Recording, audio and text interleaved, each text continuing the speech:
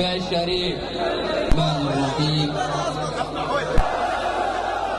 يا إلهنا فصل وسلم على حبيبك محمد الذي لا أحد عرفه كيفية المعرفة أو حق المعرفة.